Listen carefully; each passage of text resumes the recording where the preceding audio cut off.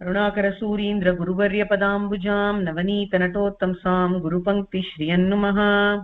श्रीमान् वेङ्कटनाथार्य कवितार्किककेसरी वेदान्ताचार्यवर्यो मे सन्निधत्तां सदा हृदि.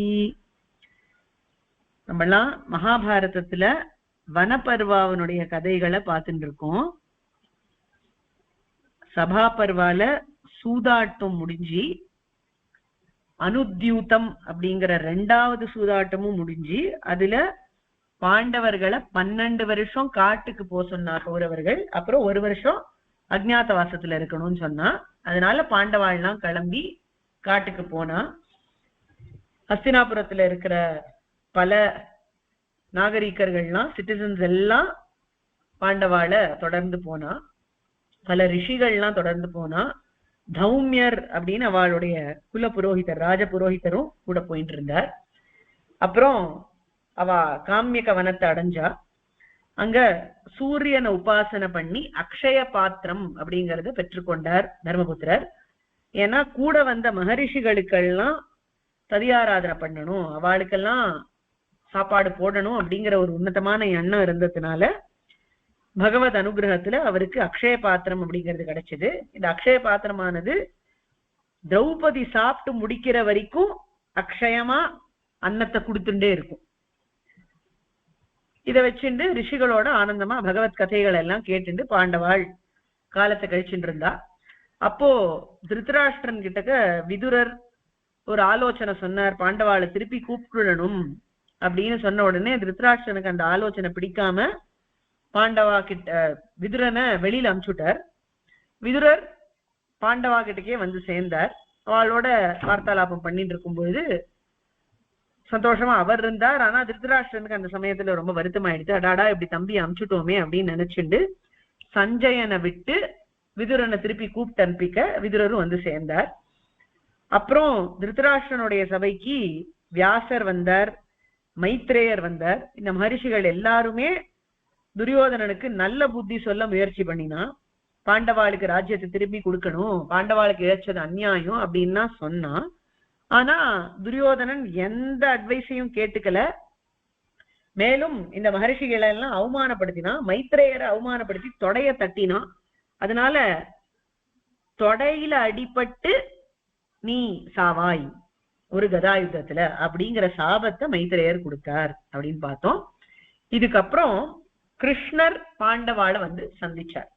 கிருஷ்ணர் மட்டும் வரல, அந்த சமயத்துல மத்த பாண்டவாளுடைய ஹிதைஷிகள் ராஜாக்கள், ஹிதைஷியான ராஜாக்கள் யாரெல்லாம் இருந்தாலோ எல்லாருமே வரா பாண்டவாளை பாக்குறதுக்கு.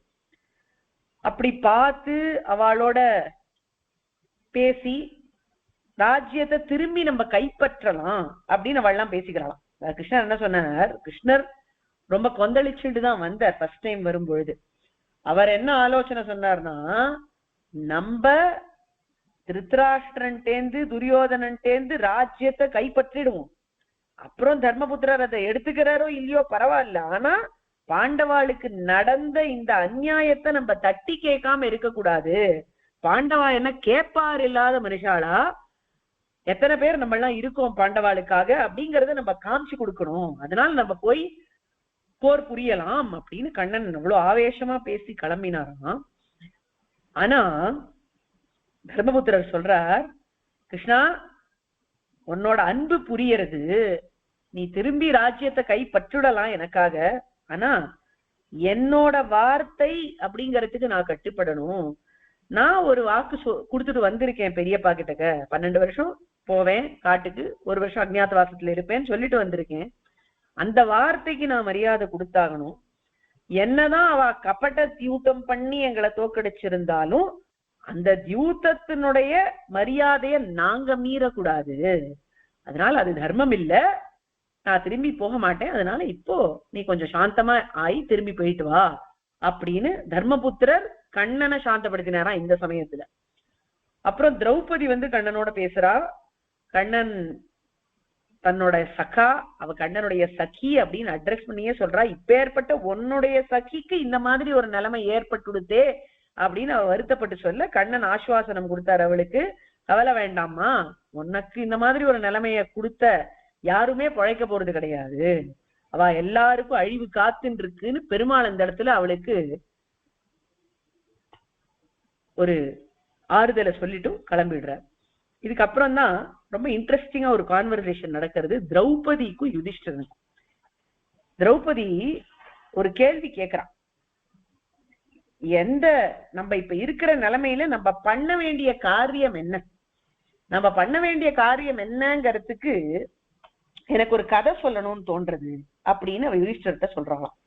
யாருடைய கதைய சொல்றா அப்படின்னு கேட்டா, பிரகலாதனுக்கும் மகாபலிக்கும் நடந்த ஒரு கான்வர்சேஷனை பத்தி திரௌபதி சொல்றான். பிரகலாதன் யாருன்னு நமக்கெல்லாம் தெரியும், பெருமாளுடைய பரமபக்தன், ஹிரண்யகசிபுவனுடைய பிள்ளை. அந்த பிரகலாதனுடைய பிள்ளை விரோச்சனன், விரோச்சனனுடைய பிள்ளை மகாபலி. மகாபலியையும் நம்மளுக்கு எல்லாம் தெரியும், வாமனாவதார மகாபலி தான் இங்க சொல்றோம் நம்ம. சோ இந்த தாத்தாக்கும் பேரனுக்கும் நடுவுல ஒரு கான்வர்சேஷன் நடக்கிறது.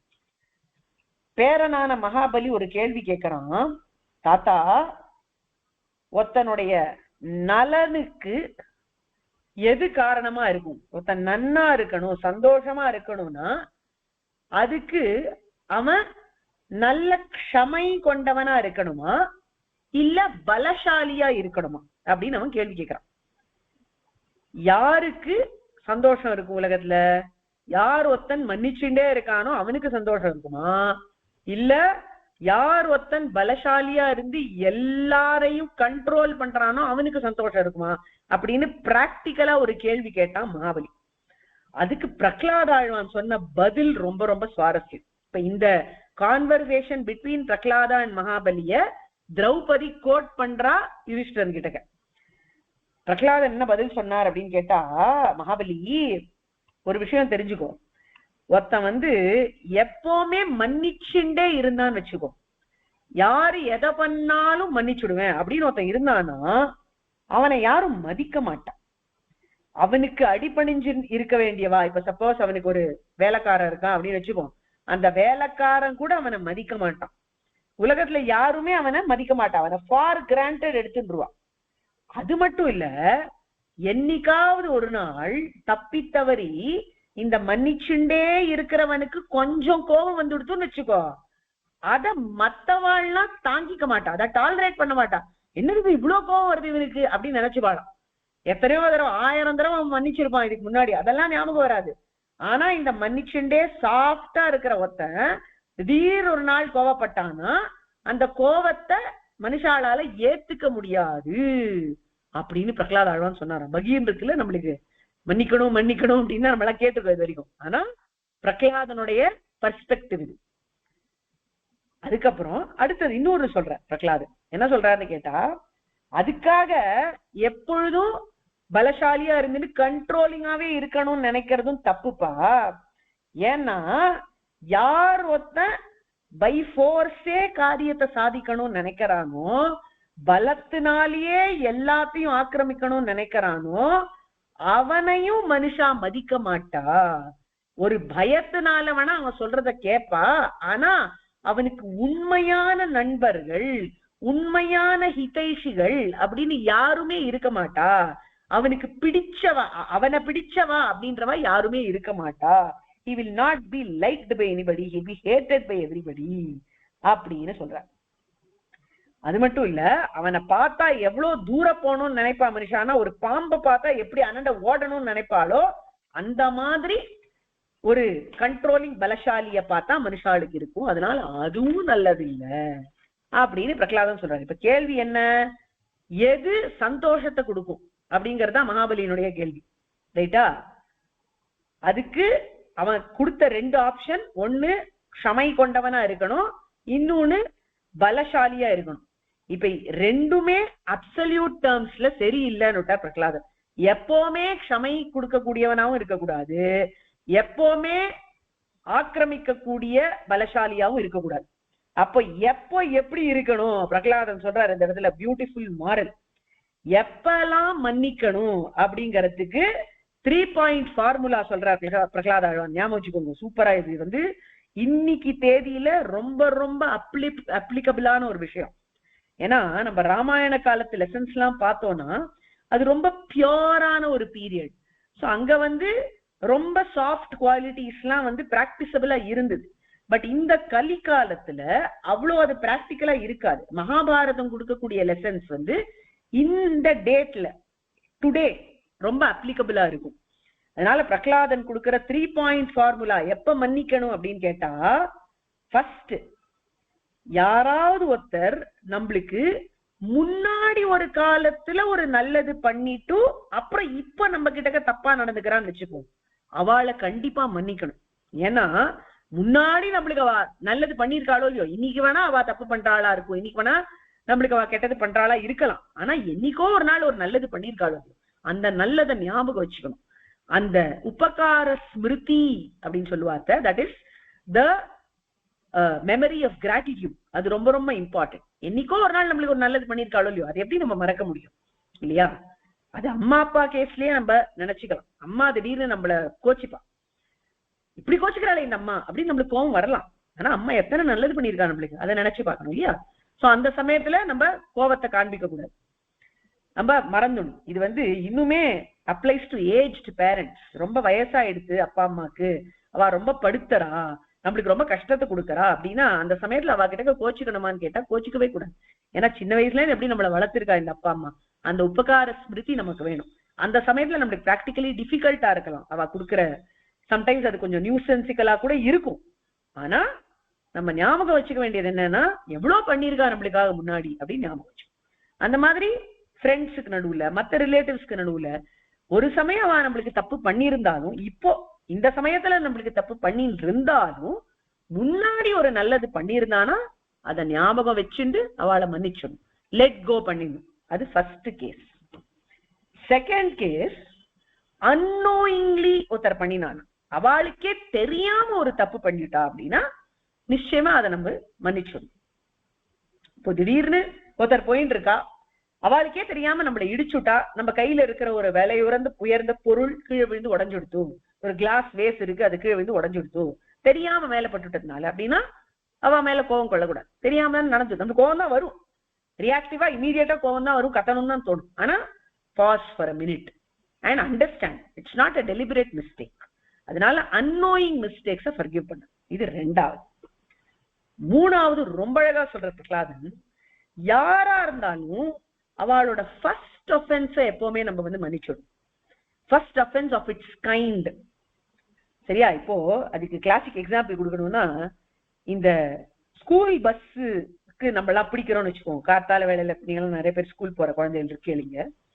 ஸ்கூல் பஸ்ஸுக்கு ஃபர்ஸ்ட் டே லேட்டா போனா அந்த டிரைவர் ஜெனரலி வெய்ய மாட்டான், சரி போனா போறது ஃபர்ஸ்ட் டே தானே அப்படின்னு. ஆனா இதுவே அடுத்த நாள் வரிசையா லேட்டாவே வந்துட்டு அவனுக்கு கோவம் வருமா வராதா? வரும் இல்லையா? அந்த மாதிரி யாரோடைய அஃபென்ஸும் ஃபர்ஸ்ட் டைம் அஃபென்ஸா இருந்தா அதை மன்னிச்சிடணும். ஆக பிரகலாதன் கொடுத்த 3 பாயிண்ட் ஃபார்முலா என்ன? ஃபர்ஸ்ட், நம்மளுக்கு முன்னாடி நல்லது ஒருத்தர் பண்ணியிருந்தானா அவ நம்ம கிட்ட தப்பு பண்ண அந்த பண்ணின நல்லதை நினைச்சு அவளை மன்னிக்கணும். ரெண்டாவது, தெரியாம தப்பு பண்ணியிருந்தா மன்னிக்கணும். மூணாவது, முதல் தப்ப எப்பவுமே மன்னிச்சிடணும். முதல் தப்பு ஆஃப் இட்ஸ் கைண்ட் அதை எப்பவுமே மன்னிச்சிடணும். ஆச்சா? இது மன்னிக்க வேண்டிய 3 விஷயங்கள். கோபப்பட வேண்டிய, பலத்தை காட்ட வேண்டிய விஷயங்கள் என்ன அப்படின்னு கேட்டா 2. முதல்ல என்னன்னு கேட்டா ரிப்பீட்டட் அஃபென்ஸ். திருப்பி ஒரே தப்ப பண்ணிட்டா பனிஷ்மெண்ட் கொடுக்கணும், அப்பதான் அவ திருந்துவான். அப்ப பலத்தை காண்பிச்சு அவளை சப்டியூ பண்ணி பனிஷ் பண்ணணும், அது முதல்து. அடுத்தது, தெரிஞ்சே தப்பு பண்ணி தெரியாத மாதிரி காமிப்பா, ஒரு ஷோ காமிப்பா. பார்த்தீங்களா? அச்சுச்சோ எனக்கு நன்னா தெரியும், துரியோதனன்லாம் அதுக்கு கிளாசிக் எக்ஸாம்பிள். அவனுக்கு நன்னா தெரியும் பண்றது தப்புன்னு, இருந்தாலும் தப்பே இல்ல அப்படின்னு நினைச்சுண்டு பண்றது, இல்ல இக்னோரன்ஸ் சும்மா ஃபீ பண்றது, ஒரு ஃபால்ஸா சீன் காமிக்கிறது, அதெல்லாம் பண்றவாளை கண்டிப்பா தண்டிக்கணும். பலத்தை காமிச்சு அவளை என்ன பனிஷ்மெண்ட் வேணுமோ அதை கொடுக்கணும் அப்படின்னு பிரகலாதன் சொல்ற. இப்படி பிரகலாதனும் மகாபலியும் பேசின இந்த பேச்ச திரௌபதி கோட் பண்ணி சொல்றா. கோட் பண்ணி சொல்லிட்டு அவ சொல்றா, இந்த ஒரு கான்வர்சேஷன்ல இருந்து என்னுடைய அனாலிசிஸ் என்னன்னா, இந்த கேஸ்ல துரியோதனன்கிறவன் தெரிஞ்சே தப்பு பண்ணிருக்கான், தெரிஞ்சு மாறு தட்டி தப்பு பண்ணிட்டு இருக்காங்க. Is proud of doing a mistake knowingly. அப்பேற்பட்டவனை தண்டிக்கணும் தானே. அக்கார்டிங் டு பிரகலாதன்ஸ் ரூல்ஸ் இவன் தண்டிக்கப்பட வேண்டியவன். அதனால நீங்க போய் கண்டிப்பா துரியோதனனை சண்டை போட்டு ராஜ்யத்தை திருப்பி கையாளணும் அப்படின்னு திரௌபதி சொல்றான். இதை கேட்டுட்டார் யுதிஷ்டர். பீமனும் கூடவே வந்து சொல்றான். பீமன் என்ன சொல்றான்? நம்ம பை ஃபோர்ஸ் இந்த ராஜ்யத்தை எடுத்துடணும் அப்படின்னு சொல்றான். அப்போதான் யுதிஷ்டர் வந்து ரொம்ப அழகா பல விஷயங்களை சொல்றார். யுதிஷ்டரன் ஒரு 2 பாயிண்ட் ஃபார்முலா சொல்றார். திருப்பி பதிலா என்ன சொல்றாருன்னு கேட்டா, திரௌபதி, பீமா, நீங்கெல்லாம் ஒரு விஷயம் நன்னா தெரிஞ்சுக்கணும். இந்த கோவம்னு ஒண்ணு இருக்கு பார்த்தீங்களா, அதுதான் அழிவினுடைய மூல காரணம். Anger is the root cause of destruction. கோபத்துல நீங்கெல்லாம் இப்ப இருக்கு. அதனால கோபத்துல எந்த ஒரு யோஜனை வந்தாலும் எந்த ஒரு முடிவெடுத்தாலும் அது சரியா இருக்காது. அதனால முதல்ல கோபத்துல யோசிக்க கூடாது. இன்னொன்னு, இது முதல் விஷயம் அவர் சொன்னது, கோபத்துல யோசிக்க கூடாது யாரா இருந்தாலும் அப்படின்னு. இன்னொன்னு சொல்றார் அவர், கோபத்துல ஒருத்தன் ஒரு காரியம் பண்ணிட்டான்னு வச்சுக்கோம். இப்போ இது வந்து துரியோதனனுக்கு அப்ளை ஆகும். இந்த கோபங்க, முதல் கோபம் திரௌபதி பீமனுடைய கோபம், அது ரியாக்டிவ் கோபம். அடுத்த கோபம் இவர் பேசுறது துரியோதனனுடைய கோபம். துரியோதனன் அசூயினால கோபம் கொண்டு, பிகாஸ் ஆஃப் ஜெலசி, அவனுக்கு ஆங்கர் வந்து ஒரு காரியத்தை பண்ணினான். அந்த மாதிரி கோபத்துல செஞ்ச ஒரு காரியத்துக்கு நம்ம திருப்பி ரியாக்ஷன் கொடுக்காம இருக்கிறதுங்கிறது அவனுக்கு நமக்கு ரெண்டுத்துக்கும் மருந்து மாதிரி ஆகும். எவன் ஒருத்தன் இன்னொருத்தனுடைய கோபத்துக்கு ரியாக்ட் பண்ணாம இருக்கானோ அவன் ஒரு மருத்துவன், அவன் ஒரு பிசிஷியன் அப்படின்னு விட்டார் யுதிஷ்டர். அவன் ஒரு டாக்டர் விட்டார் யுதிஷ்டர். யாரு டாக்டர்? இன்னொருத்தர் கோவப்படும் பொழுது யாரு திருப்பி கோவப்படாம இருக்கானோ, யாரு ரியாக்ட் பண்ணாம இருக்கானோ அவன் டாக்டர். அவன் வந்து யாருக்கு டாக்டர்னு கேட்டா அவன் தனக்கே டாக்டர். அது மட்டும் இல்ல, அவனுக்கும் டாக்டர். ஏன்னா அவன் ஃபர்தரா கோவம் மேல மேல அவனோட கோவம் கிண்டல் ஆகாம இருக்கும். அதனால அழிவுங்கிறது தடுக்கப்படும். அதனால அப்படி இருக்கணும் அப்படின்னு யுதிஷ்டரன் சொல்றார். முதல்ல நீங்கள்லாம் கோவத்துல இருக்கேன், கோவத்துல ரியாக்டே பண்ணக்கூடாது, அது ஒண்ணு. ரெண்டாவது, கோவத்துல ஒருத்தன் இருந்தானா அந்த கோவத்துல இருக்கிறவனுக்கு நம்ம திருப்பி பிரதி கோபமா காமிக்க கூடாது ரியாக்ஷனை. அப்படி காமிக்காத இருக்கிறவன் தான் மருத்துவன் அப்படின்னு யுதிஷ்டரன் எடுத்து சொன்னார். அதுக்கு மேல நிறைய தர்மங்கள் சொல்றார். ராஜாக்கள்லாம் அனாவசியமா கோபம் கொண்டானா அது பிரஜைகளை பாதிக்கும். ஒரு நல்ல ராஜாவானவன் அனாவசியமா கோபம் கொள்ளக்கூடாது அப்படின்னு சொல்லி, இந்த கோபத்துல இப்ப நம்ம பலத்தை காமிக்கணும்னா நினைக்க கூடாது. பிரகலாதனுடைய அட்வைஸ் எல்லாம் சரிதான், ஆனா இந்த இடத்துல நம்ம கோபத்துக்கு ரியாக்ட் பண்ணாம இருக்கிறது தான் நல்லது. பனிஷ்மெண்ட் கொடுக்க வேண்டிய இடம் இது இல்ல. கோபம் ஆறணும், அதுக்கப்புறமும் தப்பு தப்புன்னு தோணித்துன்னா அந்த சமயத்துல பனிஷ்மெண்ட் கொடுக்கறத பத்தி யோசிக்கலாம். அதுதான் நடந்தது இல்லையா? இவென்ச்சுவலி இவா பொறுமையா இருந்தா 13 வருஷம், அதுக்கப்புறமும் அவன் திருந்தல அப்படின்ன உடனே அவ அந்த டெசிஷன் எடுத்து அந்த பனிஷ்மெண்ட்டை கொடுத்தா யுத்தம் நடந்தது. இதே ரியாக்டிவா இப்ப இமீடியட்லி இவா யுத்தம் பண்ணியிருந்தானா அது கரெக்டா இருந்திருக்காது. ஏன்னா இவ கோபத்தினால ரியாக்டிவா பண்ணிருக்கா அந்த யுத்தத்தை. அவளே ஒத்துண்ட விஷயத்த அவளே கேட்காம அந்த யுத்தத்தை பண்ணிருக்கா. அதனால அவளுடைய பிரஜைகளுக்கும் பாதிப்பு வந்திருக்கும். இவென்ச்சுவலியும் இருந்தது பாதிப்பு, இல்லைன்னு சொல்ல முடியாது. ஆனா அந்த சமயத்துல there was no other choice அப்படின்ற ஸ்டேட்ல ஒரு காம் ஃப்ரேம் ஆஃப் மைண்ட்ல அவ பண்ணினா அந்த காரியத்தை. சோ தர்மப்படி அந்த காரியத்தை பண்ணினா. இப்போ இந்த யுத்தத்தை பண்ணியிருந்தா அது தர்மப்படி இருந்திருக்காது அப்படின்னு சொல்லி க்ஷமையினுடைய குணங்களை அவ்வளோ பறக்க பேசுற யுதிஷ்டரன். க்ஷமைதான் தர்மம், க்ஷமைதான் சத்தியம், க்ஷமைதான் ஒரு நல்லவனுடைய கேரக்டர் அப்படின்லாம் சொல்லி தன்னுடைய வாக்க என்ன எக்காரணத்தை கொண்டும் காப்பாத்துவேன், இப்போ க்ஷமையதான் நான் கைப்பிடிப்பேன், அதுதான் தர்மம் அப்படின்னு சொல்லிட்டார் யுதிஷ்டர். இந்த மாதிரி யுதிஷ்டன் சொன்ன உடனே பீமன் திரௌபதி எல்லாரும் ஒத்துண்டா. அதுக்கப்புறம் வியாசர் வந்தார் பாண்டவாளை பாக்குறதுக்கு. அப்போ யுதிஷ்டனை கூப்பிட்டு ஒரு மந்திரோபதேசம் பண்ணார். பிரதிஸ்மிருதி அப்படின்னு ஒரு மந்திரம். அது வந்து ரிப்பீட்டடா நம்ம ஆவர்த்தி சொல்லிண்டே இருக்கிறதுக்கு பவர் கொடுக்கக்கூடிய மந்திரம், தபஸ்லாம் பண்றதுக்கு சக்தி கொடுக்கக்கூடிய மந்திரம். அதை யுதிஷ்டனுக்கு சொல்லி கொடுத்தார் வியாசர். யுதிஷ்டர் அதை அர்ஜுனனுக்கு சொல்லி கொடுத்தார். ஏன்னா கிருஷ்ணன் சொல்லிட்டு போயிருக்கார், எப்படி இருந்தாலும் யுத்தங்கிறது வரப்போறது. அதனால அந்த யுத்தத்துக்கு என்னெல்லாம் ஏற்பாடு பண்ண முடியுமோ அதை பண்ணுங்க. உங்களுடைய பலத்தை நீங்க அதிகரிச்சுக்கோங்க, இன்க்ரீஸ் பண்ணிக்கோங்க உங்க ஸ்ட்ரென்த் அப்படின்னு சொல்லியிருக்கார். ஸ்ட்ரென்த் இன்க்ரீஸ் பண்ணணும்னா என்ன பண்ணணும்னு கேட்டா திவ்யாஸ்திரங்களை பெற்றுக்கணும். திவ்யாஸ்திரங்கள் அப்படிங்கிறது தேவர்கள்லாம் வச்சுட்டு இருக்கிற அஸ்திரங்கள். அந்த திவ்யாஸ்திரங்களை பெறக்கூடிய தகுதி, அதுக்கு சாமர்த்தியம்ங்கிறது அர்ஜுனன்ட்ட தான் இருக்குன்னு தெரியும். அதனால யுதிஷ்டிரன் இந்த பிரதிஸ்மிருதி மந்திரத்தை அர்ஜுனனுக்கு சொல்லி கொடுத்து, நீ போய் இந்திரனை குறிச்சு தபஸ் பண்ணு அப்படின்னு சொல்ல, இந்திரனை குறிச்சு அர்ஜுனன் தபஸ் பண்ணா. இந்திரன் ஒரு சன்னியாசி வேஷத்துல வந்தார். அவர் தான் இந்திரன்னு தெரிஞ்சுட்டான் அர்ஜுனன். தனக்கு திவ்யாஸ்திரங்கள் வேணும் அப்படின்னு கேட்ட உடனே இந்திரன் சொன்னா, நீ சிவனை குறிச்சு தபஸ் பண்ணு, அவர் பாசுபதாஸ்திரத்தை உனக்கு கொடுத்துட்டாருன்னா ஸ்வர்க்கத்தினுடைய கதவு உனக்காக திறக்கப்படும், அப்புறம் நீ ஸ்வர்க்கத்துக்கு வந்துடலாம், அங்க திவ்யாஸ்திரங்களை எல்லாம் பெற்றுக்கலாம் அப்படின்னு சொல்லி அர்ஜுனன் கிட்டக்க சொல்லி அனுப்பிச்சுட்டார். அவரும் மறைஞ்சு போயிட்டார். அர்ஜுனன் இப்போ பரமசிவனை குறிச்சு தபஸ் பண்ணிட்டு இருக்கான். அந்த சமயத்துலதான் ஹஸ்தினாபுரத்துல துரியோதனனுக்கு இந்த விஷயம் தெரிய வந்தது. அர்ஜுனன் திவ்யாஸ்திரத்தை தேடி போயிருக்கான், திவ்யாஸ்திரத்துக்காக தபஸ் பண்றான் அப்படின்ற விஷயம் தெரிஞ்ச உடனே எப்படியாவது அவனை கொன்னுடணும். இப்ப அவன் தனியா இருக்கான், மத்த பாண்டவாள்லாம் அவன் கூட இல்ல, இதுதான் சரியான தருணம். மேலும் அவன் தபஸ் பண்ணிட்டு இருக்கான், அதனால அவன் சண்டைக்கெல்லாம் ரெடியா இருக்க மாட்டான். இந்த சமயத்துல அவனை அட்டாக் பண்ணினா அவனை சுலபமா கொன்னுட முடியும் அப்படின்னு நினைச்சு அவனோட நண்பன் ஒருத்தர் தான், துரியோதனனுடைய நண்பன், அவனுக்கு மூகாசுரன் பேரு. அந்த மூகாசுரனை கூப்பிட்டு, நீ போய் முள்ளம்பன்றி வடிவத்துல அர்ஜுனனை போய் கொன்னுடு அப்படின்னு சொன்னான். அந்த மூகாசுரனும் முள்ளம்பன்றி வடிவத்துல அர்ஜுனனை நோக்கி அப்படியே பாஞ்சி போனான். அப்போதான் அங்க ஒரு கிராத்தன், ஒரு ஹண்டர் அந்த முள்ளம்பன்றிய தன்னுடைய பானத்தால கொன்னுட்டான். இந்த கிராத்தன் மட்டும் கொல்லல இந்த பன்றிய, அர்ஜுனனுக்கும் தெரிஞ்சு போச்சு. அவன் தபஸ்ல இருந்து அந்த சமயத்துலதான் கொஞ்சம் பிரேக் எடுத்துட்டான். அப்பப்ப நடுநடுல ஒரு பிரேக் எடுத்துப்பான். எடுத்துட்டு அந்த சமயத்துல ஏதாவது அனுஷ்டானம் பண்ணிட்டு திருப்பி தபஸ்க்கு உட்காருவான். அந்த மாதிரி ஒரு சமயம் அது. அதனால அவனும் அந்த வர முள்ளமன்றிய பார்த்துட்டான்.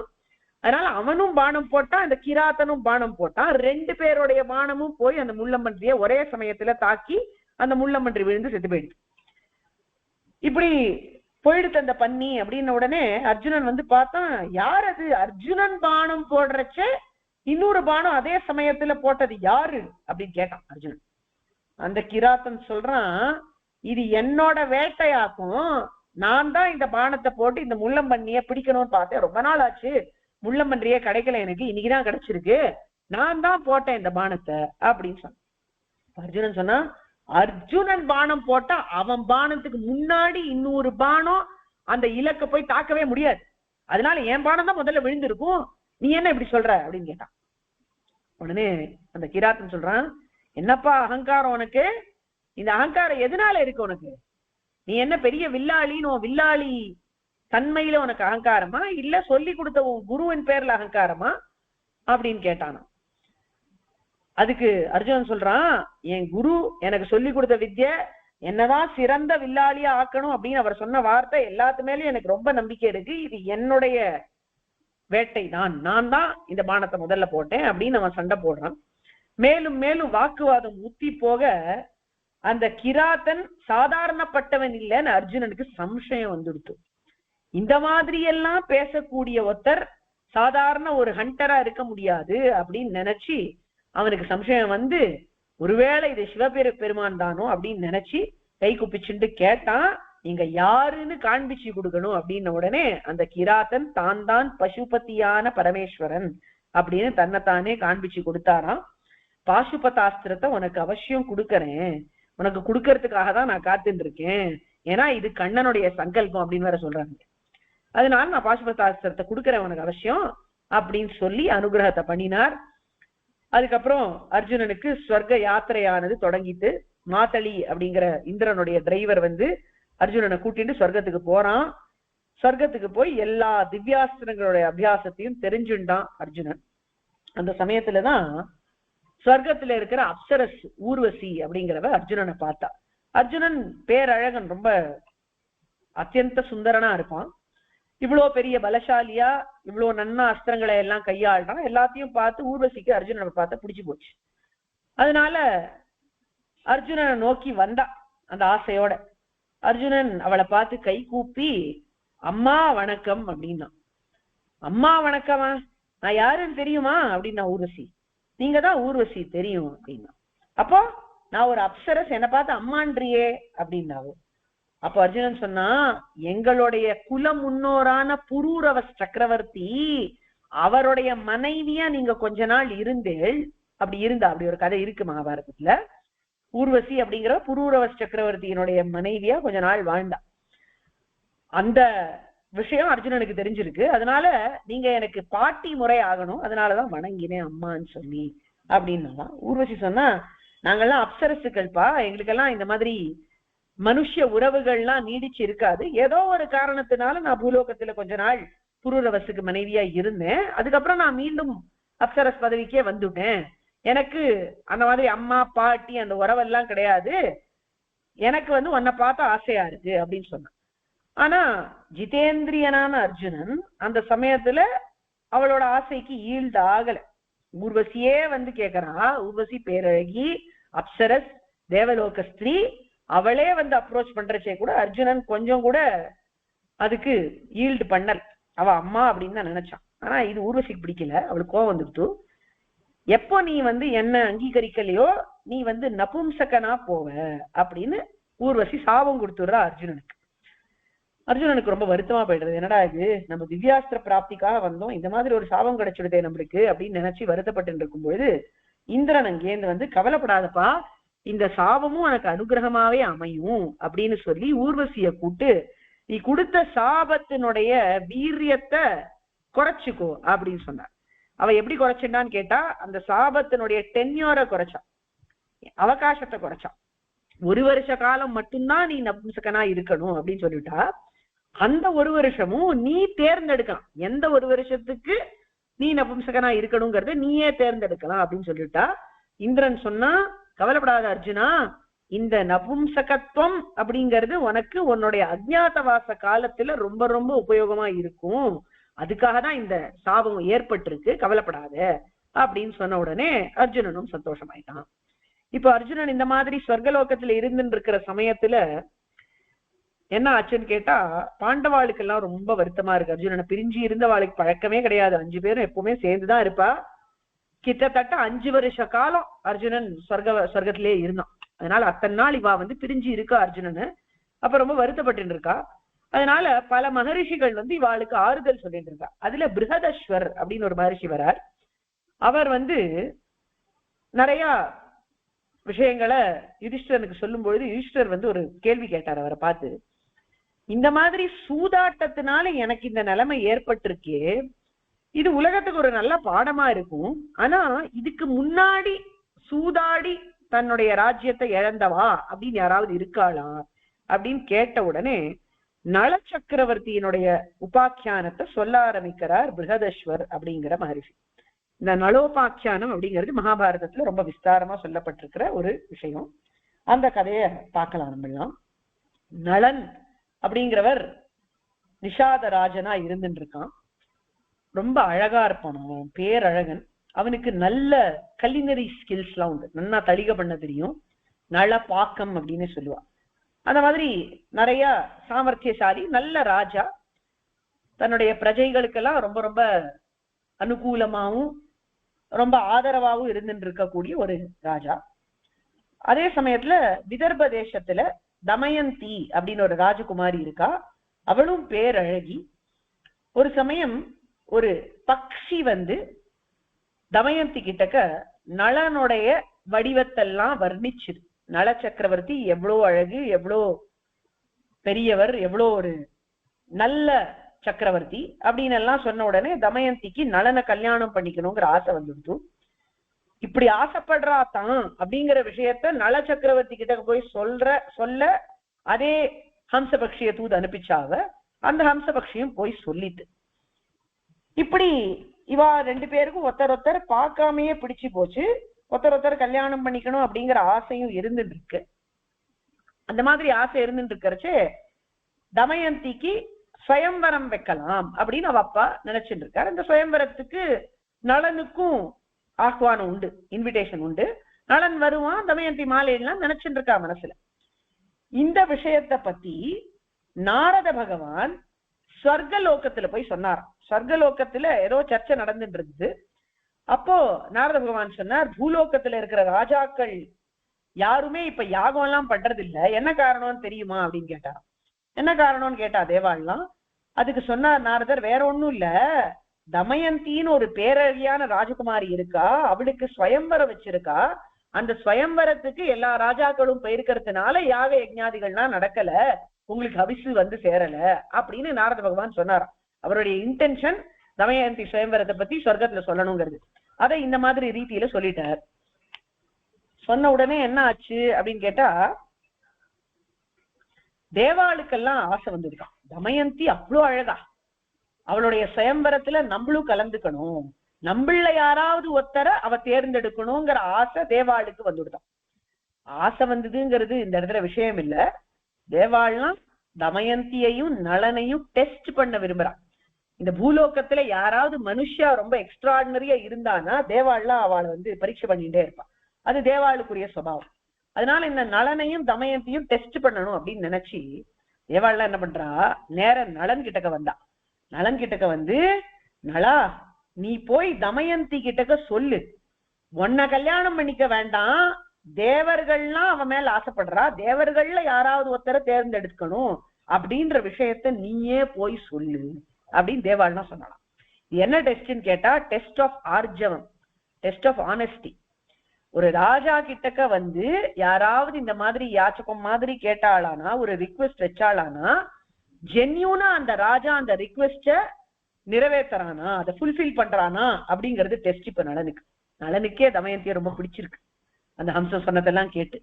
ஆனாலும் தன்கிட்டக்க வந்து இப்படி தேவர்கள்லாம் கேட்டுட்டா அப்படிங்கறதுனால இதை ஆனஸ்டா போய் தமயந்தி கிட்டக்க கன்வே பண்ணணும் அப்படின்னு அவன் நினைச்சான். அதனால என்ன பண்ணா, அவனுக்கு அந்தர்தான வித்தியெல்லாம் தெரியுமா? அந்தர்தான வித்தியன்னா என்ன, தன்னைத்தானே டிரான்ஸ்ஃபார்ம் பண்ணி ஒரு இடத்துல இருந்து இன்னொரு இடத்துக்கு டெலிபோர்ட் பண்றது, அது அந்த வித்தியை தெரியுமா நளனுக்கு. அதனால அந்த அந்தர்தான வித்தியை வச்சுண்டு தமயந்தியினுடைய அந்தப்புறத்துக்கே போய் அவளை பார்த்து, இந்த மாதிரிமா விஷயம், நான் தான் நளன், அவளுக்கு தெரிஞ்சுடுத்தோம். அந்த அடையாளங்கள்லாம் பார்த்தா அவளுக்கு தெரிஞ்சுட்டோம். அந்த காலத்துல என்ன போட்டோவா இல்ல வீடியோ காலா என்ன அதெல்லாம் கிடையாது. ஆனா ஹம்சபக்ஷி சொல்லி இருக்கு, அந்த அடையாளங்களை வச்சு இவன் தான் நளன் அவ அடையாளம் கண்டுட்டான். இவன் உண்மையதான் சொல்றான், இவன் தான் நளன் அவளுக்கு தெரிஞ்சு போச்சு. நளன் என்ன சொன்னா, நான் தான் நளன், நீ என் மேல ஆசைப்படுற எனக்கு தெரியும், ஆனா தேவர்கள்லாம் உன் மேல ஆசைப்படுறா, என்னை விட நீ தேவர்களை எல்லாம் கல்யாணம் பண்ணிட்டா உனக்கு இன்னும் வசதியான ஸ்டேட்டஸ் கிடைக்கும், அவளுடைய ஆசைக்கு நீ இறங்குறது உனக்கு நல்லதுன்னு அட்வைஸ் பண்ணிட்டு அவன் போயிட்டான். இப்போ தமயந்திக்கு டெஸ்ட். என்ன டெஸ்ட்? அவளுடைய சேஸ்டிட்டிக்கு டெஸ்ட்.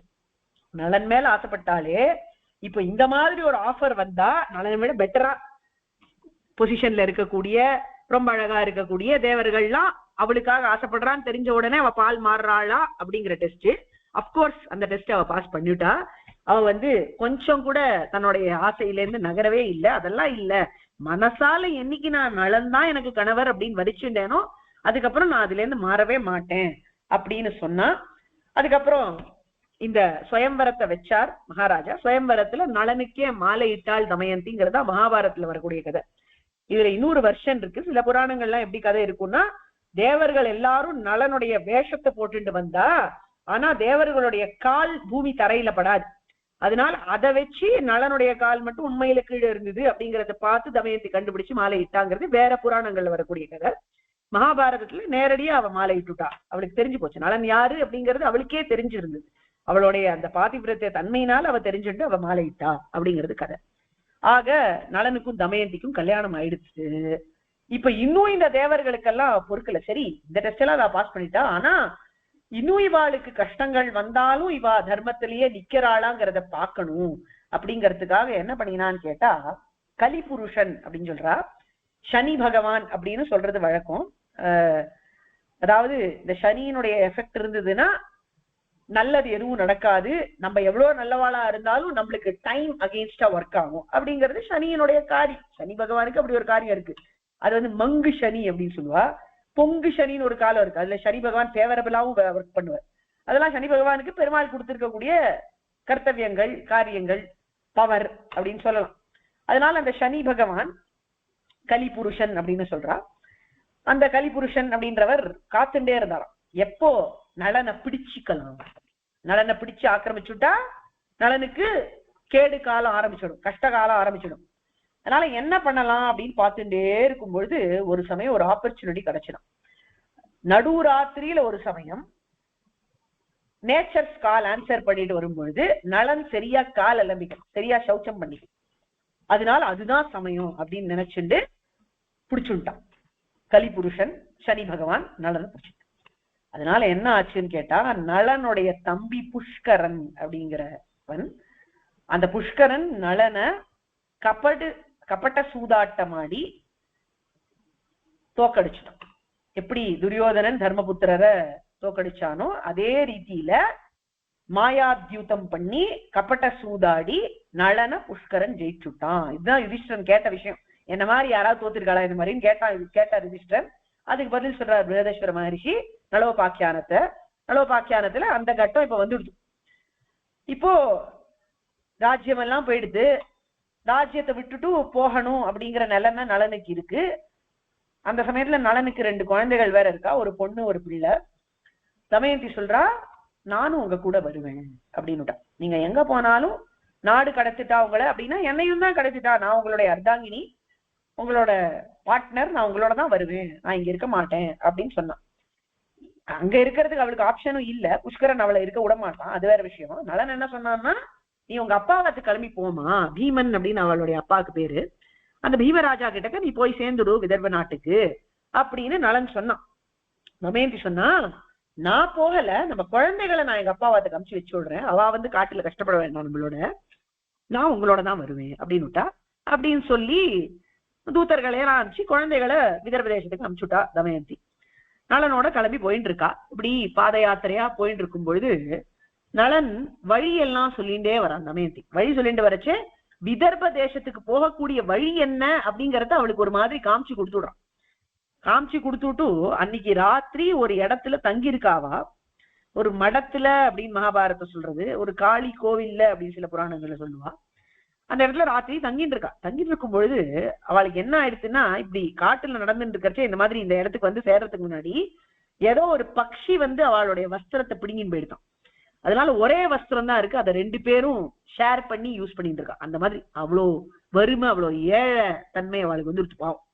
அப்போ ராத்திரி அந்த ஒரு இடத்துல அவ தங்கிட்டு இருக்காளே, அந்த இடத்துல தங்கிட்டு இருக்கும் பொழுது நளன் யோசிச்சு பாக்குறாரு, தமயந்திக்கு என்ன ஒரு கஷ்டம், எப்பேற்பட்ட ராஜகுமாரி, எப்பேற்பட்ட நல்லவ இவ, இவளுடைய அப்பா எவ்வளோ செல்லமா இவளை வளர்த்தா, இவளுக்கு போய் இப்படி ஒரு கஷ்டத்தை நான் கொடுத்துட்டேனே, என்னோட வந்து காட்டுல இப்படி கஷ்டப்படணும்னு இவளுக்கு என்ன தலையெழுத்து, இவ என்னோட வரவே கூடாது, அதனால இவளுக்கு தான் நான் வழி காமிச்சு கொடுத்துட்டேனே விதர்பதேசத்துக்கு, நான் இப்ப இவளை தனியா விட்டுட்டு போனேன்னா எப்படியாவது விசாரிச்சு அவ அப்பாவாத்துக்கு போயிடுவாவ, அதனால இவளை நான் இப்ப அபேண்டன் பண்ணிட்டு போகணும் அப்படின்னு நளனுக்கு புத்தி பேதளிச்சு தோணி போயிடுதான் அந்த சமயத்துல.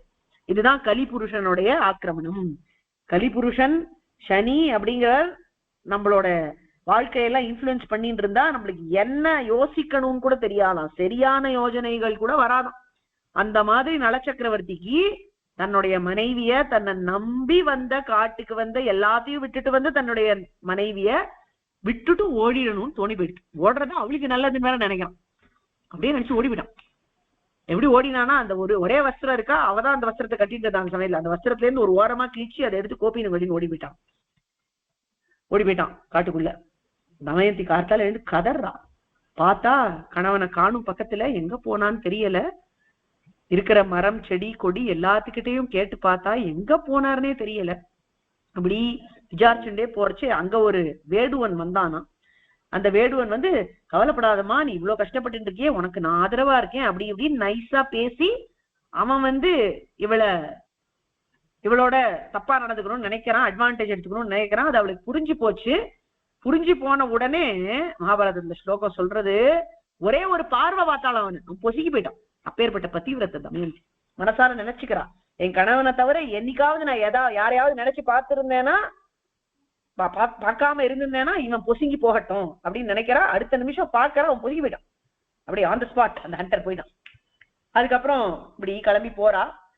அதுக்கப்புறம் சில பேர் அவளை கண்டுபிடிச்சி அவளுக்கு ஆதரவா இருந்து அப்புறம் இவென்ச்சுவலி அவ அப்பாவாத்துக்கு அவ போய் சேர்ந்துடுறான். பீமசேன மகாராஜாவும் பீம மகாராஜாவும் அவளை கண்டுபிடிக்கிறதுக்கு ஆட்கள்லாம் அனுப்பிச்சு எப்படியோ கஷ்டப்பட்டு அவ அப்பாவாத்துக்கு அவ போய் சேர்ந்து விடுறா. அதுக்குள்ள நளனுக்கு என்ன ஆறுது அப்படின்னு கேட்டா, நளன் ஒரு திடீர்னு காட்டு தீய பாக்குறான். காட்டு தீய பார்த்தா அதுல இருந்து ஒரு குரல் கேட்கறது, தீனமா ஒரு குரல், என்ன காப்பாத்து காப்பாத்துன்னு கேட்கறது. அது யாருன்னு பார்த்தா கார்கோட்டக நாகம். கார்கோட்டகன் அப்படின்னு ஒரு கரு நாகம், கண்ணங்கரேன்னு பெருசா இருக்கு. ஆனா அதால நகர முடியல, அங்கேயே இருக்கு. அந்த நாகம் சொல்லிட்டு இவனை பார்த்து, நளனை பார்த்து, எனக்கு நாரத பகவான் ஒரு சாபம் கொடுத்து விட்டார். அவரை நான் தபஸ் பண்ணாம படுத்திட்டு இருந்தேன் ஒரு சமயத்துல, அதனால எனக்கு ஒரு சாபம் கொடுத்து விட்டார். நீ இந்த மாதிரி இம்மொபைல் ஆயிடுவ, நகர முடியாம ஒரே இடத்துல ஸ்தாவரம் ஆயிடுவ. எது வரைக்கும்னு கேட்டா நளன் உன்னை காப்பாத்துற வரைக்கும் அப்படின்னு சொன்னார்.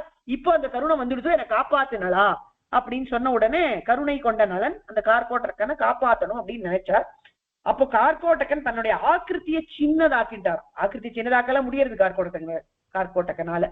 ஒரு தம் சைஸுக்கு வந்த உடனே கார்கோட்டக்கனை தன்னுடைய கையில வச்சுட்டு அந்த காட்டு தீயில இருந்து காப்பாத்தி நளன் வெளியில கொண்டு வந்துட்டான். அப்போ கார்கோட்டக்கன் சொன்னானா, நளா நீ 1 to 10 வரைக்கும் எண்ணு பார்க்கலாம் அப்படின்னு சொன்னானா கார்கோட்டக்கன். சம்ஸ்கிருதத்துல என்றான் நளன். என்ன, 1 2 3 4 5 6 7 8 9 10 அப்படின்னா கடிச்சுட்டான் கார்கோட்டகன். தசனா என்ன அர்த்தம்? கடின்னு அர்த்தம் இல்லையா? அதனால கடிச்சுட்டான் கார்கோட்டகன்.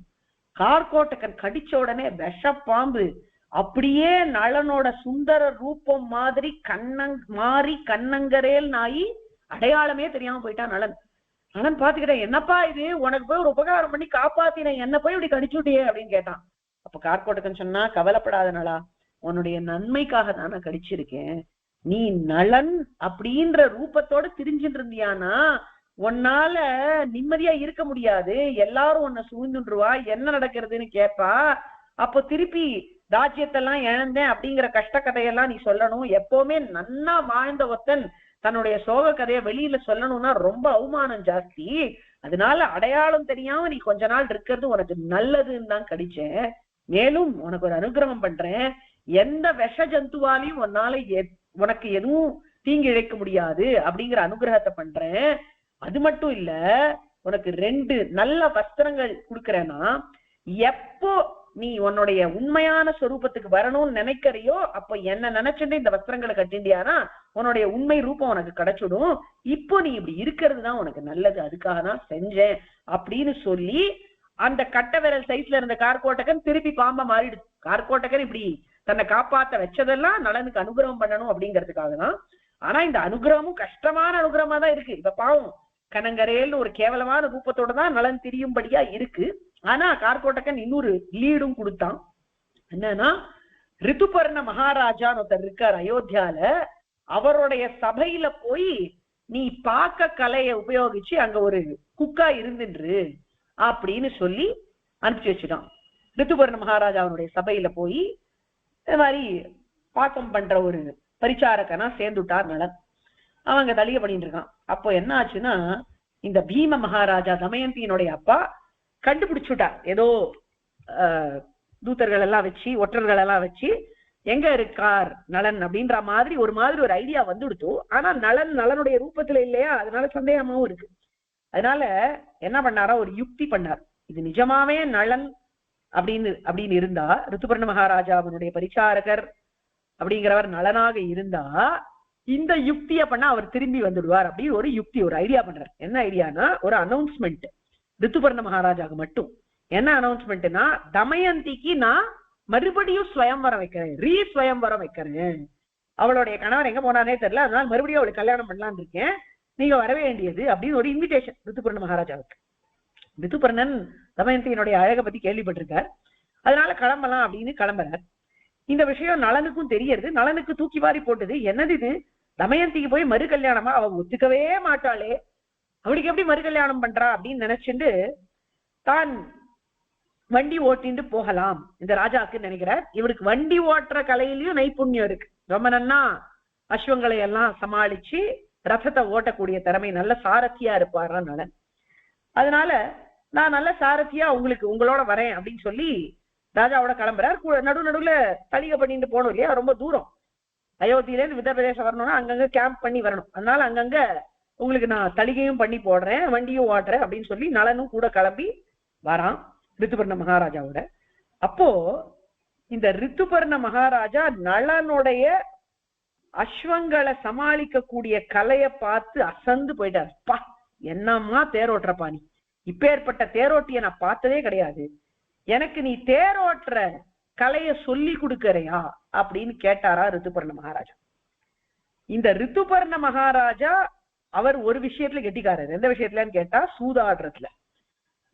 அப்போ நலன் பதில் சொல்றான், மகாராஜா நான் கண்டிப்பா உங்களுக்கு இந்த கலையை சொல்லித்தரேன், தேரோட்டுற கலைய அஸ்வங்களை அடக்கிற கலையை சொல்லித்தரேன்.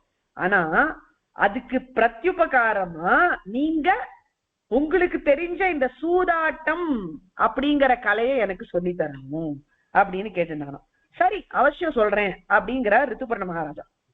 இப்போ நலனும் ரித்துபர்ணனும் நோட்ஸ் எக்ஸ்சேஞ்ச் பண்ணிக்கிறான். எப்போனா டியூரிங் த ஜேர்னி.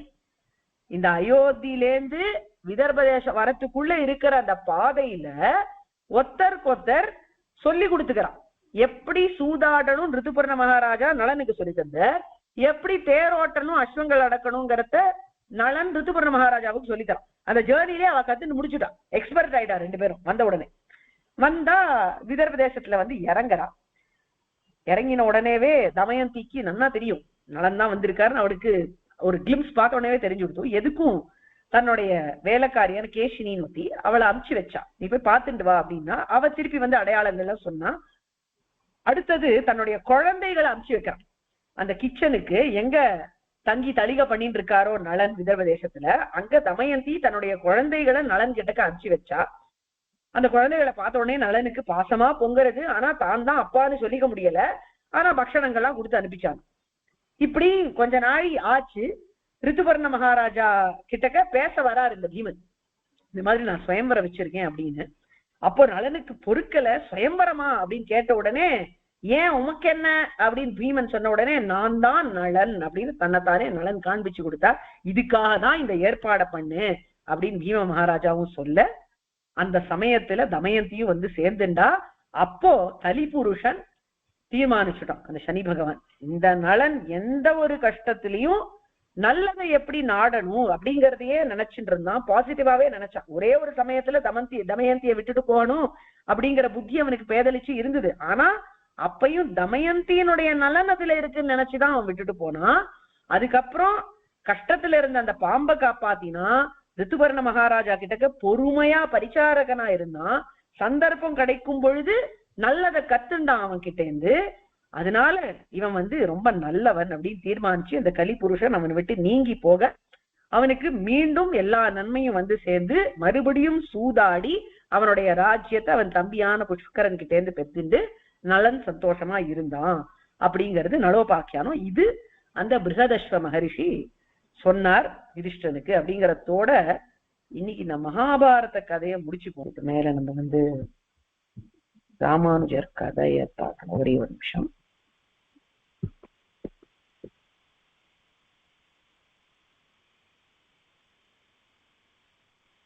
கருணாகர சூரீந்திர குருவர்ய பதாம்புஜாம் நவநீத நட்டோத்தம்சாம் குருபங்கி ஸ்ரீயன்னுமஹா. சுவாமி ராமானுஜர் திருமலையில ஒரு வருஷ காலம் எழுந்தருளி இருந்து பெரிய திருமலை நம்பியினிடத்தில் ஸ்ரீராமாயண காலக்ஷேபம் செய்தார் அப்படிங்கிறத பார்த்தோம். அந்த சமயத்துல திருமலை அப்பன் சங்கு சக்கரம் சாத்திண்ட லீலையையும் அனுபவித்தோம். இந்த சமயத்துல அங்க அவர் ஒரு முக்கியமான நபரை சந்திக்கிறார். யாருன்னா கோவிந்த பட்டர். கோவிந்த பட்டர் அப்படின்றவர் யாருன்னா நாம பார்த்திருக்கோம் முன்னாடி, ஸ்ரீ ராமானுஜருடைய பூர்வாசிரமத்து சிறிய தாயாருடைய பிள்ளை, சித்தி பிள்ளை. இவர் தான் ராமானுஜரை வான் பண்ணினார். அந்த விந்திய பர்வதத்துல யாதவ பிரகாஷர் கோஷ்டி இவருக்கு எதிராக சூழ்ச்சி பண்றார் அப்படின்ற விஷயத்த ராமானுஜருக்கு சொன்னவர் இந்த கோவிந்த பட்டர். இந்த கோவிந்த பட்டர் இப்போ திருமலையில இருக்காராம். இவருடைய கதை என்ன ஆச்சு அப்படின்னு பின்னாடி போய் பார்க்க வேண்டியிருக்கு. யாதவ பிரகாஷரோட யாத்திரைக்கு கோவிந்த பட்டர் வந்திருந்தார் இல்லையா, அந்த யாத்திரைய தொடர்ந்து போனார் யாதவ பிரகாஷரோட. காசிக்கு போனார். காசியில அவர் கங்கையில நீராடின்னு இருக்கிறச்சே ஏதோ ஒரு லிங்கம் அவருடைய கை, அதனால திருநங்கை கொணர்ந்த நாயனார்னு அவருக்கு பட்டம் கட்டி காளஹஸ்தி கஷேத்திரத்துல போய் சைவாகமப்படி அங்க கோயிலை நடத்த வேண்டியது அப்படின்னு யாதவ பிரகாஷர் அவருக்கு புத்தி சொல்லி அனுப்பிச்சுட்டார். பரம வைஷ்ணவ குடும்பத்துல பிறந்த ஒரு குழந்தைய இந்த மாதிரி சைவனாக்கி காளஹஸ்தின்ற கஷேத்திரத்துல கொண்டு போய் வச்சுட்டார். இந்த விஷயம் ராமானுஜருக்கு தெரிய வந்தது. எப்போ அவர் யதிராஜரா காஞ்சிபுரத்துல இருந்துட்டு இருந்தார் இல்லையா, அப்பவே தெரிய வந்தது. அவரை எப்படியாவது திருப்பி ஆட்கொண்டுடணும் அப்படின்னு நினைச்சு இந்த காரியம் தன்னுடைய பூர்வாசிரம மாத்துலரான பெரிய திருமலை நம்பியால் ஒண்டிதான் ஆகும் அப்படின்னு நினைச்சு அவருக்கு ஒரு ஸ்ரீ வைஷ்ணவர் தூதம்சாராம். எப்படியாவது இந்த கோவிந்த பட்டரை திருத்தி பணிக்கொள்ள வேண்டும்னு தூதம்சாராம். பெரிய திருமலை நம்பியும் நினைச்சாராம், நாமே இதை செய்யணும்னு மனசார நினைச்சுட்டு இருந்தோம், இப்ப யதிராஜரும் அதே போல நினைச்சுன்றதுனால இந்த காரியம் கண்டிப்பா கை கூடிடும்னு நினைச்சுண்டு காளஹஸ்திக்கு சில சிஷ்யர்களை அழைச்சுட்டு போறார். அழைச்சுட்டு போய் அங்க நதியினுடைய கரையில ஒரு கொன்னப்பூவோட மரம் இருக்குமா, அந்த மரத்து பக்கத்துல காலக்ஷேபம் சாதிச்சுட்டு இருக்கார். வேற இடமே கிடைக்கலையா இருக்கு, மெனக்கெட்டு போய் அங்க உட்காந்து காலக்ஷேபம் சாதிச்சுட்டு இருந்தார். திருவாய்மொழி காலக்ஷேபம் நடக்கிறது. காலக்ஷேபம் நடந்துட்டு இருக்கிறச்சே அங்க அப்படி கோவிந்த பட்டர் வந்தார் கொன்னப்பூவை பொறிச்சுட்டு போறதுக்கு சிவபெருமானுக்காக. வரும்பொழுது கண்டரவேன இறஞ்சி ஒரு பாசுரத்தை சொல்லி அர்த்தம் சொல்லிட்டு இருக்கார் திருமலை நம்பி. என்ன பாசுரம்? தேவும் எப்பொருளும் படைக்க பூவில் நான் முகனை படைத்த தேவன் எம்பெருமானுக்கல்லால் பூவும் பூசனையும் தகுமே அப்படின்னாராம். தேவர்களை எல்லா பொருள்களையும் படைச்ச நான்முகனை படைத்த தேவன் அவன் யாரு? ஒரே ஒருவன் தான், சிவன் நாராயணன் தான். அந்த எம்பெருமானுக்கல்லால், அந்த எம்பெருமானை தவிர வேற ஒருத்தருக்கு பூவும் பூசனையும் தகுமே, வேற யாருக்காவது போய் பூவும் பூஜையும் போடுவாளா அப்படின்ற ஒரு பாசுரத்துக்கு கண்டரவேன இறஞ்சி அர்த்தம் சொல்லிட்டு இருந்தாராம். இத கேட்ட கோவிந்த பட்டர் அப்படியே மரத்திலிருந்து குதிச்சு பூக்கூடைய கீழே போயிட்டு தகாது தகாதுன்னு விழுந்து சேவிச்சாராம். அவருக்கு அவருடைய ஞானமானது திருப்பி வந்துடுத்து, அந்த அஜ்ஞானமாகிய கரை விலகிடுத்து. இந்த வியாக்கியானத்தை கேட்ட உடனே நல்ல சம்ஸ்காரமுடைய குழந்தை தானே, சின்ன வயசுல ஸ்ரீ வைஷ்ணவ குடும்பத்துல இருந்து எல்லாம் தெரியும் அவருக்கு, ஏதோ வழி தவறி போயிட்டார். அதனால திருப்பி நல்ல பாதையை காண்பிச்ச உடனே அவர் திருமலை நம்பி ஆசிரியிச்சு அவருடைய கூட திருப்பதிக்கு வந்துட்டார். இப்போ திருமலையில இருந்துட்டு இருக்கார். ஸ்ரீ ராமானுஜர் ராமாயண காலக்ஷேபம் கேட்க வரைச்சு கோவிந்த பட்டரை பார்த்தார். இந்த கோவிந்த பட்டரை தனக்கு வேணும்னு கேட்டு வாங்கிட்டு வந்தாராம் திருமலை நம்பிக்கிட்டேன். இந்த கோவிந்த பட்டரை அடியனோட அமுச்சு வைக்கணும்னு பிரார்த்திச்சிருந்தாராம். சந்தோஷமா அமுச்சு வச்சார் திருமலை நம்பி. அவரை மட்டும் இல்ல, தன்னுடைய குமாரரான பிள்ளான் அப்படின்றவரையும் அனுப்பிச்சு வச்சார் திருமலை நம்பி. இந்த பிள்ளான் அப்படின்றவருக்கும் ரொம்ப ஈடுபாடு ஸ்ரீ ராமானுஜர் இடத்துல. இவர் திருவாய்மொழியில ரொம்ப கெட்டிக்காரர். ராமானுஜர் இடத்துல ஆச்சரியமா காலக்ஷேபம் கேட்பார், ரசனையோட கேட்பார், ஏடுபடுத்திப்பார், எல்லாத்தையும் கரெக்டா எழுதிப்பார், ஃபுட் நோட்ஸ் எல்லாம் பர்ஃபெக்டா எழுதிப்பார். ஸ்ரீ ராமானுஜர் சொன்னாராம், நீரே திருவாய்மொழிக்கு வியாக்கியானம் எழுதும் அப்படின்னு அனுகிரகிச்சாராம். அவருடைய நியமனத்தின்படி திருவாய்மொழிக்கு திருவாராயிரப்படி அப்படின்ற பகவத் விஷய வியாக்கியானத்தை பிள்ளான் அருளி செய்தார். அவர் அருளி செய்ததுனாலே அவருக்கு திருக்குறுகை பிரான் பிள்ளான் அப்படின்ற திருநாமத்தை ஸ்ரீ ராமானுஜர் சூட்டினார். இப்படி அற்புதமா நடந்துட்டு இருக்கு நிர்வாகம் ஸ்ரீரங்கத்துல. கோவிந்த பட்டரும் ராமானுஜர் கிட்டக்க பரம ஈடுபாடோட இருந்துட்டு இருந்தார். அவருடைய ஆச்சாரிய பக்தி அப்படிங்கிறது சொல்லி மாளாது. ஆச்சாரிய பக்தி, ஆச்சாரிய கைங்கரியம், பகவத் விஷயம், இதை தவிர வேற சிந்தனையே கிடையாது அவருக்கு.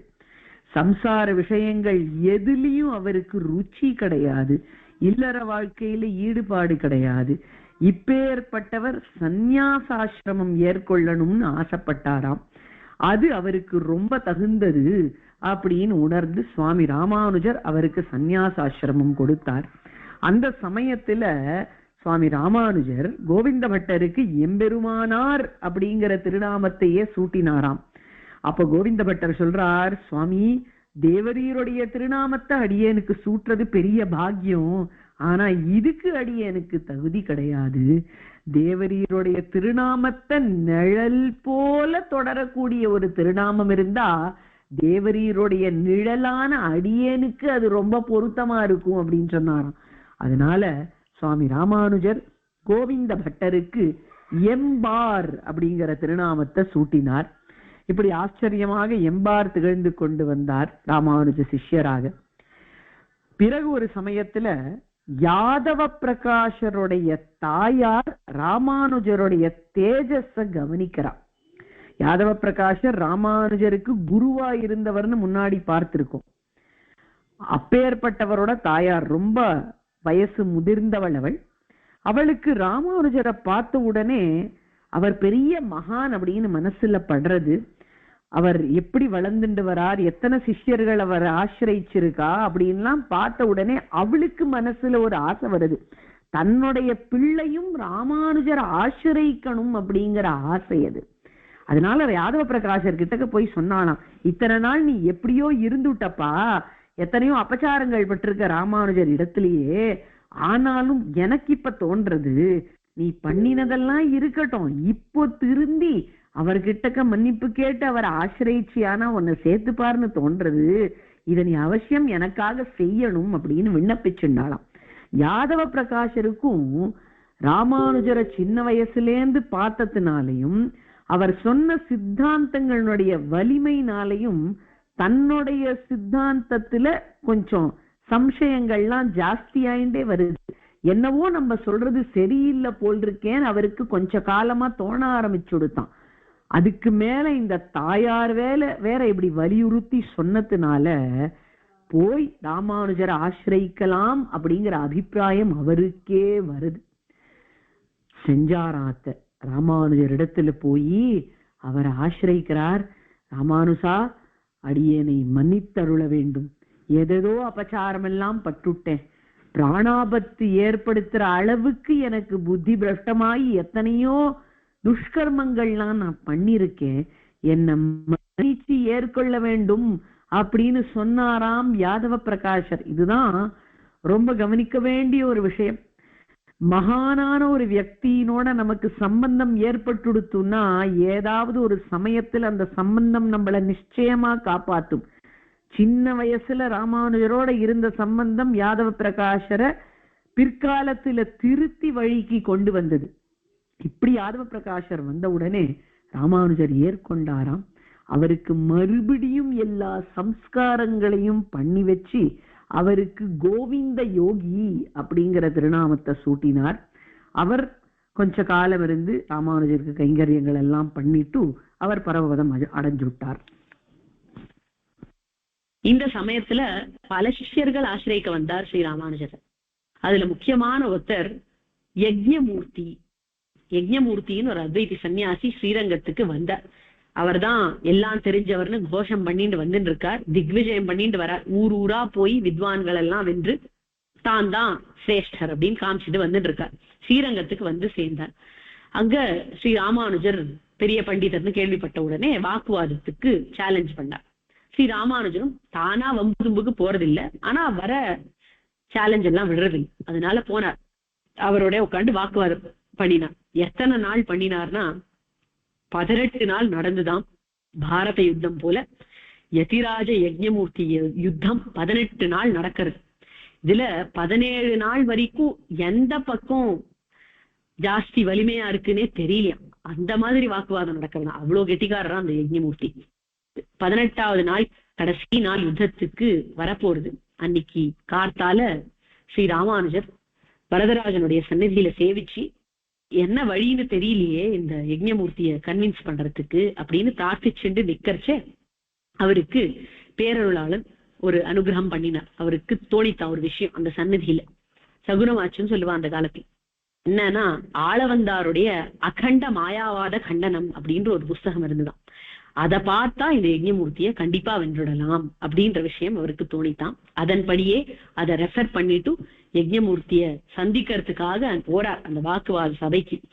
அவர் வந்த தோரணைய பாக்கறச்சேவே இந்த யஜ்ஞமூர்த்திக்கு பயம் வந்து விட்டாங்க. அது வரைக்கும் 17 நாள் வீரமா சண்டை போட்டு இருந்தவருக்கு இன்னைக்கு இந்த யதிராஜருடைய புது தேஜஸை பார்த்த உடனே என்னமோ பயமா எடுத்தான், தான் தோத்துட போறோம்னு அப்பவே அவருக்கு நிச்சயமா தெரிஞ்சு போச்சான். வந்த உடனே சேவிச்சுட்டாரான் யதிராஜர். நான் தோல்வியை ஒத்துக்கிறேன், உம்முடைய காந்தியை பார்த்தாலே தெரியறது நீர் தான் ஜெயிக்க போறீர் அப்படின்னா. எதிராஜர் சொன்னாராம், இல்ல இல்ல உட்கார்ந்து வாக்குவாதம் பண்ணிடுவோம், தர்மப்படியே ஜெயிக்கலாம் அப்படின்னு சொல்லி அவருக்கு அந்த மாயாவாத கண்டனத்துல இருக்கக்கூடிய விஷயங்கள்லாம் சொன்ன உடனே தானும் வந்து சேவிச்சு அவர் ஆசிரியிச்சாராம் எம்பெருமானார். இப்படி பேரருளாளனுடைய அருள்னால இவர் திருந்தினார் இந்த யஜ்ஞமூர்த்தி. அதனால எம்பெருமானார் தன்னுடைய பேரையும் அந்த பெருமாளுடைய பேரையும் சேர்த்து அருளாள பெருமாள் எம்பெருமானார்னு இவருக்கு பேர் கொடுத்தாராம். இந்த அருளாள பெருமாள் எம்பெருமானார் அவருக்கே பல சிஷ்யர்கள் உண்டு. அவரே பெரிய ஆளா தான் வந்திருக்கார் ஸ்ரீரங்கத்துல. அதனால அவர் தனி மடத்துலதான் இருந்துட்டு இருக்கார். அந்த பாப்புலேஷன் எல்லாம் கொண்டு போய் ராமானுஜருடைய மடத்துல உடனே சேர்க்கல, அவர் தனியா இருந்துட்டு இருக்கார். இப்படி இருந்துட்டு இருக்கிறச்சே ஒரு நாள் ஸ்ரீரங்கத்துக்கு சில ஸ்ரீ வைஷ்ணவர்கள் வந்தால் வந்து எம்பெருமானாரை சேவிக்கணும் அப்படின்னா சொன்ன உடனே எந்த எம்பெருமானார்னு அங்க இருக்கிற இன்னொரு ஸ்ரீ வைஷ்ணவர் கேட்டார். எந்த எம்பெருமானாரா? எம்பெருமானாருங்கிறவர் ஒருத்தர் தானே இருக்கா, இதென்ன இப்படி கேட்கிறேன் அப்படின்ன உடனே அந்த ஸ்ரீ வைஷ்ணவர் சொன்னாரா, அருளாள பெருமாள் எம்பெருமானார் அப்படின்னு ஒருத்தர் இருக்கார், நிஜம் எம்பெருமானார் ஒருத்தர் இருக்கார், நீங்க எந்த எம்பெருமானாரை கேட்கிறேன் அப்படின்னார். அவ நிஜம் எம்பெருமானாரை தான் கேட்கிறேன்னு சொன்ன உடனே அவர் வழி காமிச்சு அனுப்பிச்சார். இந்த வார்த்தாலாபம் அருளாள பெருமாள் எம்பெருமானாருடைய காதுக்கு எட்டின உடனே அவர் நினைச்சாராம், இத்தனை நாள் இப்படி அஜ்ஞானியா பாபிஷ்டனா இருந்தது போராதுன்னு இப்படி வந்து எம்பெருமானாருடைய பேரோட என்ன ஒப்பிட்டு சொல்ற மாதிரி ஒரு துர்கதிக்கு ஆளானேன்னு நினைச்சு அவருடைய மடத்தை அப்படியே பிடுங்கி எரிஞ்சுட்டார். அதாவது அந்த ஓலையை லிட்டரலா பிடுங்கி போட்டார்னு குரு பரம்பரையில இருக்கு. பிடுங்கி எரிஞ்சுட்டு அங்க போய் ஸ்ரீ ராமானுஜர் ஆசிரியிச்சு அவருடைய கூட சேர்ந்து இருந்துட்டு இருக்கார் எல்லா சிஷ்யர்களோடையும். அதே போல ஸ்ரீ அனந்தாழ்வான் ஒரு சிஷ்யர் இருந்தார். அவர் ஸ்ரீ ராமானுஜருடைய நியமத்தின் பேர்ல திருமலைக்கு போய் பிருந்தாவனம் அமைச்சு கைங்கரியம் பண்ணிட்டு இருந்தார். எந்த நிலைமையிலன்னா ராமானுஜர் அவர் கைங்கர நியமிக்கும் பொழுது அவருடைய தர்மபத்னி கர்ப்பவதியா இருந்தார். அதை கூட பாராட்டாம தர்மபத்னி வழிச்சுட்டு திருமலைக்கு போய் காட்டு பிரதேசமா இருந்த காலத்துல அங்க போய் இருந்துட்டு இருந்தார். இருந்து கைங்கரியம் பண்ணிட்டு இருந்தார். ராமானுஜருடைய உகப்புக்காக கைங்கரியம் பண்ணாருங்கிறதுனாலேயே திருமலை அப்பன் அனந்தாழ்வான் கிட்ட அபாரமான பிரீத்தியோட இருந்தார். அவரை வந்து தனக்கு ஆச்சாரியனா வரிச்சார், தன்னுடைய மாமனாரா வரிச்சார். யாரு? பெருமாள். ஏன்னா ஆச்சாரியனுடைய உகப்புக்காக இவர் கைங்கரியம் பண்ணிட்டு இருந்தார். அந்த பெருமையினால அனந்தாழ்வான அப்படி வச்சுட்டு இருந்தார் திருமலை அப்பன். இப்படி ராமானுஜருடைய சிஷ்ய கோஷ்டியானது ரொம்ப ஆச்சரியமா வளர்ந்துட்டு வந்தது. காஞ்சிபுரத்திலேயே அவரை ஆசிரியிச்ச பல சிஷ்யர்களை நம்ம முதல்ல பார்த்தோம். கூரத்தாழ்வான், நடாதூர் ஆழ்வான், முதலியாண்டான் முதலியவர்கள் காஞ்சிபுரத்துல யதிராஜரா ராமானுஜர் எழுந்தருளி இருந்த பொழுதே அவரை ஆசிரியிச்சவர்கள். அதுக்கு மேல எப்படி கிடாம்பி ஆச்சான் மடைப்பள்ளி ஆச்சானாக ஆனார் அப்படிங்கிற சரித்திரத்தையும் பூர்த்தியா பார்த்திருக்கோம். அதுக்கப்புறம் இந்த மாதிரி பல சிஷ்யர்கள் வந்து சேர்ந்தார்கள். வடுகநம்பி அப்படின்னு ஒரு சிஷ்யர் இருந்தார். அவர் ராமானுஜருக்கு அவ்வளவு ஸ்ரத்தையா கைங்கரியம் பண்ணுவாராம். சத்ருக்ன ஆழ்வானை போல, மதுரகவி ஆழ்வாரை போல ஆச்சாரிய பக்தி அப்படிங்கிறது பகவத் பக்தியை விட வசந்தது அப்படின்னு நினைக்கக்கூடியவர் அவர். ஒரு சமயம் நம்பெருமாள் புறப்பாடா எழுந்தருளினார். அவரை சேவிக்கிறதுக்கு ராமானுஜரும் மற்ற சிஷ்யர்களும் வெளியில போனார்களாம் மடத்திலிருந்து. வடுக நம்பி மட்டும் வரல. அவர் உள்ள மடப்பள்ளியில பால் காய்ச்சின்னு இருந்தார் ராமானுஜருக்கு. வடுகா வந்து சேவி அப்படின்னு கூப்பிட்டாராம் ராமானுஜர். அதுக்கு வடுக நம்பி பதில் சொல்றார், உம்முடைய பெருமாளை நான் வந்து சேவிச்சா என்னுடைய பெருமாளுக்கு காய்ச்சற பால் அடிப்பிடிச்சுடும், இப்ப வர முடியாது அப்படின்னு விட்டாராம். அந்த மாதிரி பெருமாள் பக்தியை காட்டிலும் ஆச்சாரிய பக்தி வசத்தி அப்படின்னு காண்பிச்சு கொடுத்தவர் வடுக நம்பி. இந்த மாதிரி பற்பல சிஷ்ய ரத்னங்களோட விளங்கினார் சுவாமி ராமானுஜர் திருவரங்கத்திலே.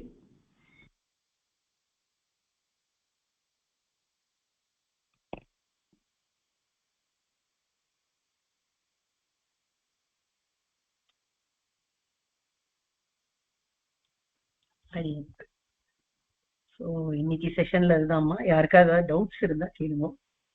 சரி, உங்களுக்குலாம் வந்து இந்த வித்யார்த்தி சதஸோடைய ஸ்கெட்யூல் தெரிஞ்சிருக்கும்னு நினைக்கிறேன். டெலிகிராம்ல அனுப்பிச்சிருந்தோம், பார்த்தேலா?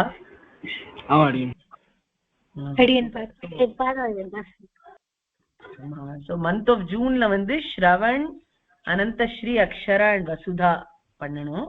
28th ஜூன் அன்னைக்கு. போர்ஷன் ஃபார் சதஸ் வந்து ரகுவீர கத்தியத்துல இருந்து எந்த சூர்ணிக்கு வேணா எடுத்துக்கலாம்.